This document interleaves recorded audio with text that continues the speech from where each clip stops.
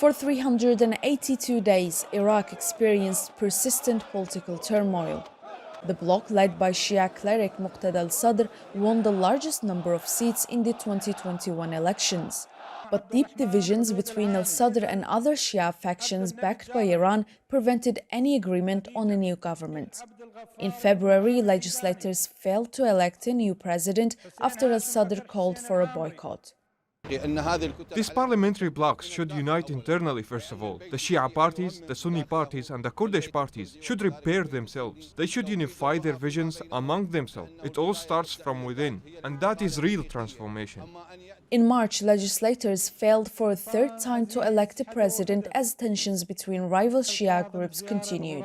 Amid the power vacuum, protests erupted in the south as prices of goods skyrocketed following the Russian attack on Ukraine. In frustration over the standoff, al-Sadr ordered all 73 MPs from his bloc to resign in June. That led to gains for an alliance of Iran-backed parties led by former Prime Minister Nouri al-Maliki, known as the Coordination Framework, but it failed to ease tensions.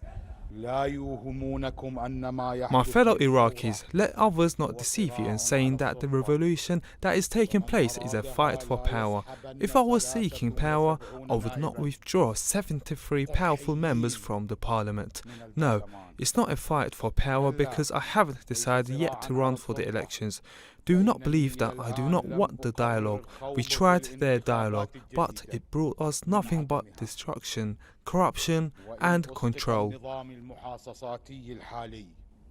In late July, demonstrators loyal to al-Sadr breached Baghdad's Green Zone and held a sit-in inside the parliament building.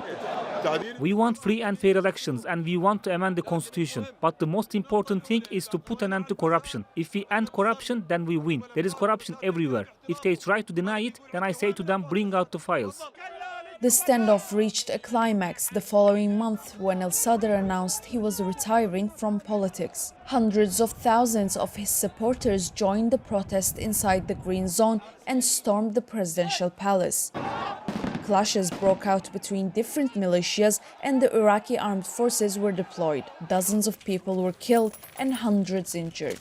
On August 30, the cleric called for the crowd to withdraw from the Green Zone completely. Even as a new coalition within parliament began talks to form a government, Iraqis showed little optimism for a breakthrough.